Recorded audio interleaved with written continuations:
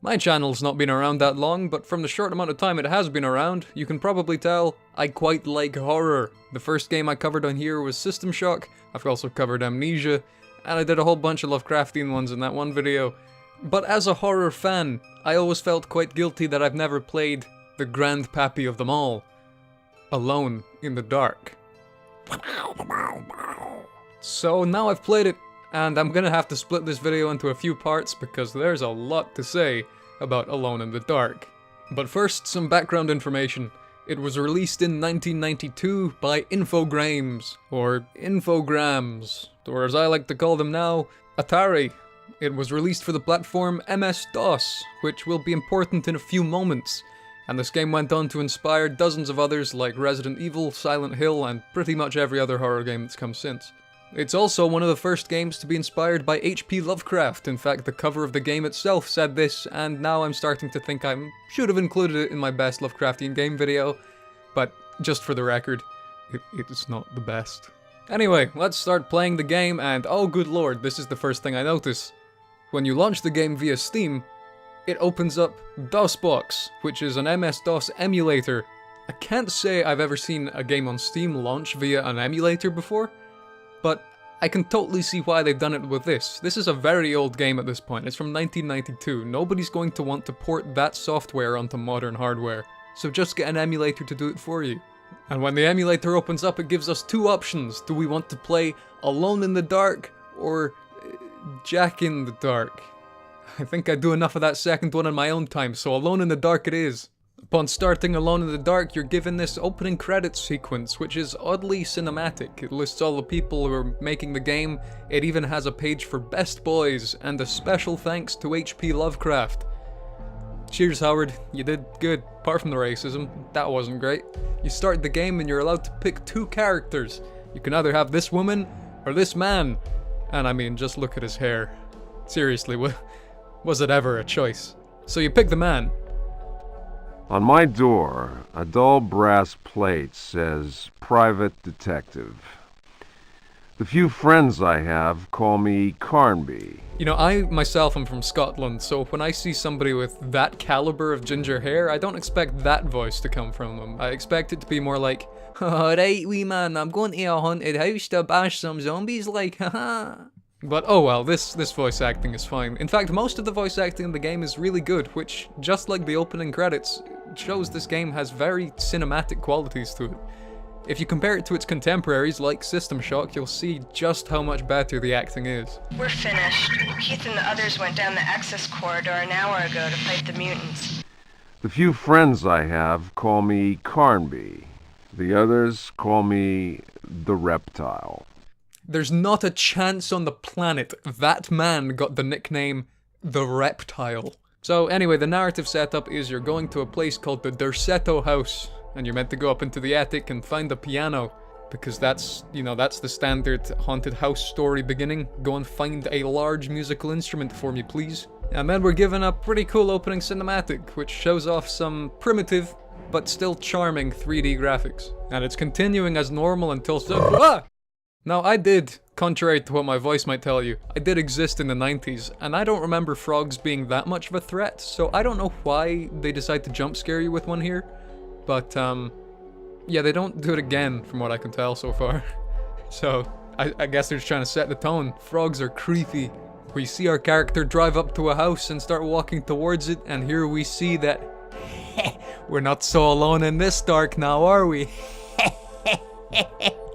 And we head into the mansion, and for a long time we walk through it. Like, this mansion is huge, and you're not controlling it at this point. This is just kind of happening to you, so, you know, let's enjoy the ride, and really enjoy these 3D models.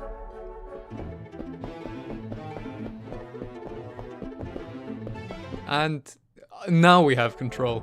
I would like to point out that on that entire walk through the house, somebody was really having fun on the piano. When we do arrive in the attic and we get to start walking around, this music starts playing, and I don't know what it is about this music, but it really captures the early 90s intrigue feeling. It just makes me feel kind of cozy, you know? Anyway, a monster breaks through the window. Now, I'm not sure what kind of monster this is. You know, is it a gargoyle? A demon? Some kind of Pokemon? Maybe it's a Muppet? Mayhaps a shoebill? Whatever it is, it's very cross. Now this gives us an excellent opportunity to talk about the combat. In fact, no. Let's not talk about it. Let's just look at it.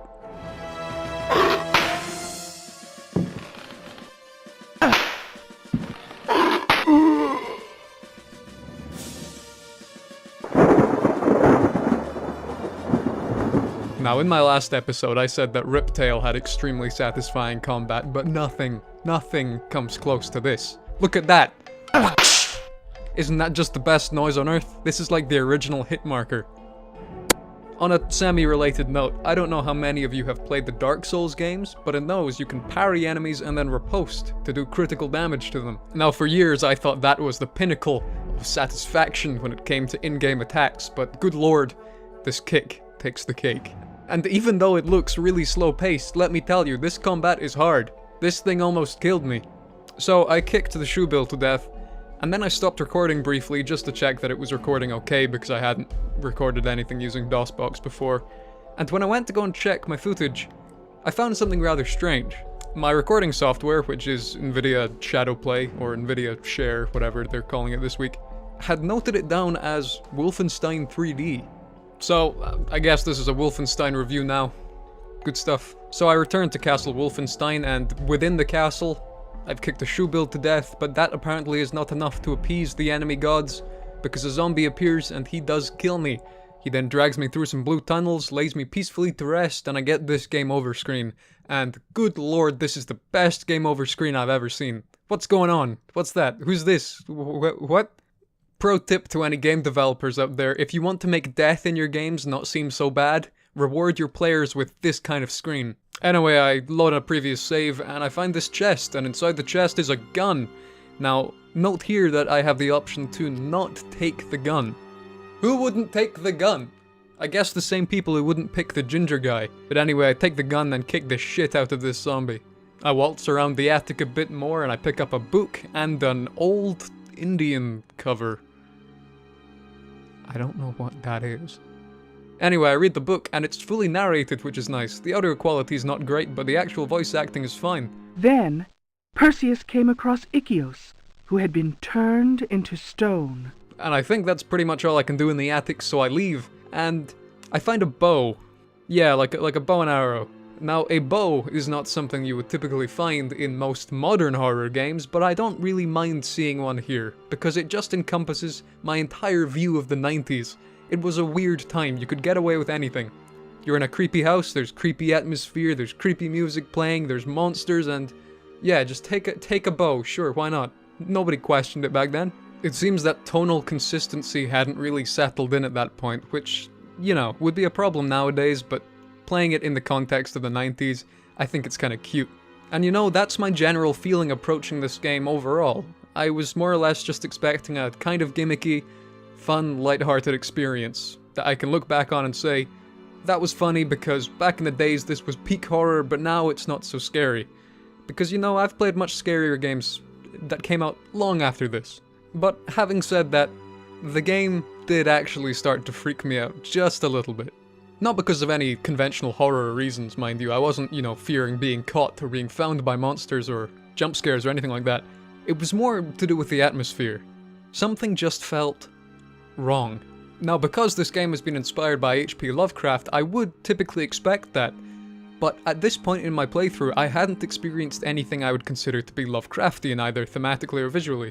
So I can safely say that my feeling of unease was not caused by any Lovecraftian stuff. In fact, this feeling of unease is kind of a new thing to me. I couldn't quite put my finger on what was causing it until I did some research afterwards. And I want you to look at these two clips and tell me which one is creepier.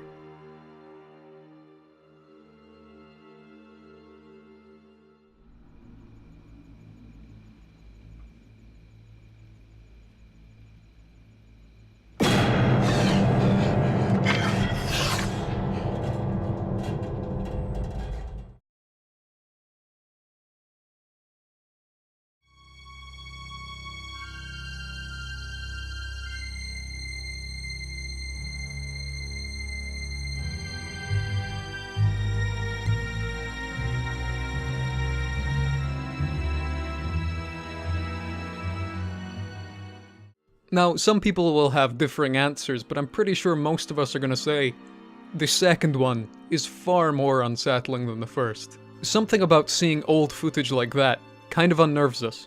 It falls into this weird, uncanny valley area of media, where it's pretty similar to what we're used to, but it's just different enough to put us on edge, like we don't know what to expect. Purely based on its age and the technology used to create it, Alone in the Dark is now the video game equivalent to, say, Nosferatu, Resident Evil, Silent Hill, Amnesia, Outlast, Call of Cthulhu, any of the other modern horror games. They will never reach that stage. And that's just another reason why Alone in the Dark is such an important game. Anyway, I go into a room and I find a sword. I swing the sword around and it breaks. God damn it. I walk back out into this hallway and I see this part of floor, which is, that's certainly not conspicuous.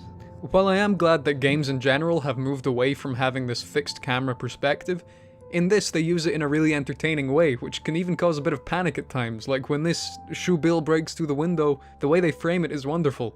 I like that a lot. Great stuff.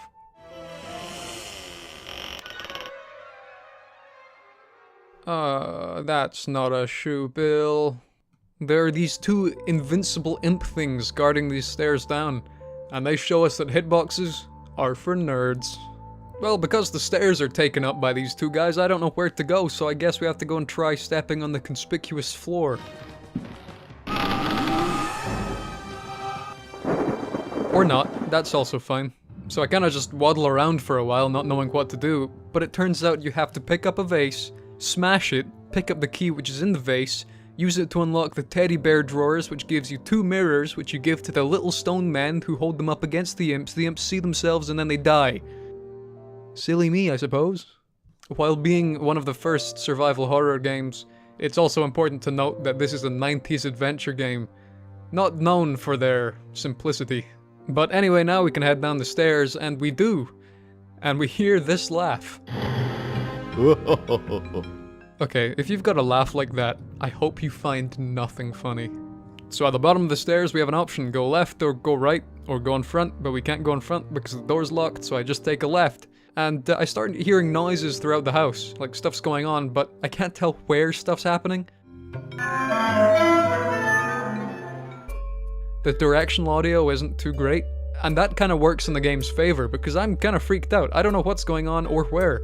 Now, a few moments ago I praised the use of camera angles in this game, but sometimes they're not used to a very great effect. For example, I walk into this little storage room and...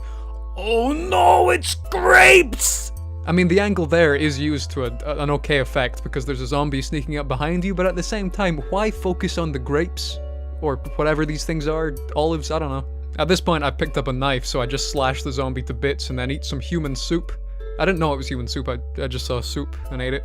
Turns out, nope, it's human. You can just keep eating it though, that's fine. And in the grape room is a shoebox, because yep, grapes and shoes go together like grapes and shoes. And you open up the shoebox and naturally what's inside? A revolver. What else would it be? So just that you're keeping up, at this point I have my excellent kicking leg, I've got 2 knives, a revolver, a rifle, and a bow. They're giving you a lot of stuff very early on. And I don't really know why, there's not that many. Oh my god, this is a bad room. I take back whatever I was about to say. You know what your reward is for killing all of these zombies? Nothing. Life lesson? Some tasks are not worth doing. I eventually find myself in a cellar full of invincible rats, and here I discover that inventory space is actually a mechanic in this game, which is genuinely the biggest scare I've had so far. Because I'm carrying around a lot of trash, and something I've figured out playing further into the game, not every item you can pick up actually has a use. But, of course, you have no idea which ones do and which ones don't. And now there's an inventory cap. That's gonna be a nightmare. I have to drop off a ton of stuff in the grape closet, and even then, after that I kind of stopped because I realized nothing I was doing was kind of adding up. I have no idea what my goal is or what I should be doing. I was sent to this house to find a piano. I found it and then I got attacked by a shoebill, and from there everything went downhill. I think my goal is to leave. So, you know, I'm trying to do that. But even then, there's some perfectly good windows to jump out of. And this game is inspired by H.P. Lovecraft, and in his story, Dagon, the main character solves all of his problems by jumping out of a window. Whether or not he survived is irrelevant. So I'm kind of just wandering around this house, doing things that I think might add up to something, yet nothing feels like it does. I think I just need to find like one hook to set me off on a series of tasks, but I just have not found it yet. Anyway, continuing my directionless rampage, I walk into a hallway and see what appears to be a pirate taking a swing at me. So I just kind of boost out of there and... oh goddammit, the pirate crashed my game! So I reload and try to take on the pirate the conventional way, using their one weakness, long wooden projectiles flying at a modest speed, yet he seems completely unfazed and he just keeps doing flips whenever he's hit. Now taking it back to Lovecraft for a second, I don't remember any of his stories involving a ginger detective fighting a pirate with a bow, so instead I go for the more realistic option and try to shoot him with a gun. Alas, he flips out of danger once more, so I just walk away. I do end up going to the door to the right of the pirate room though, and when I do, this happens.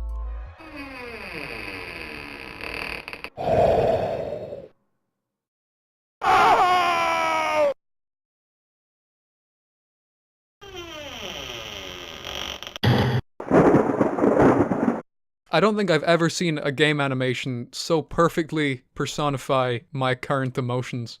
I don't know what's going on. Yeah, I open the door, green portal of death, sure, why not? Listen, I'm a big fan of the door scares, my personal favorite being this one.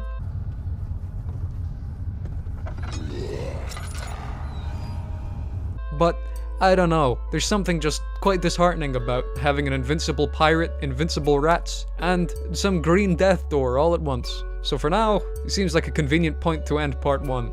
Part 2 should be coming in the not too distant future, but for now, thank you very much for watching, and we'll see you next time. Goodbye.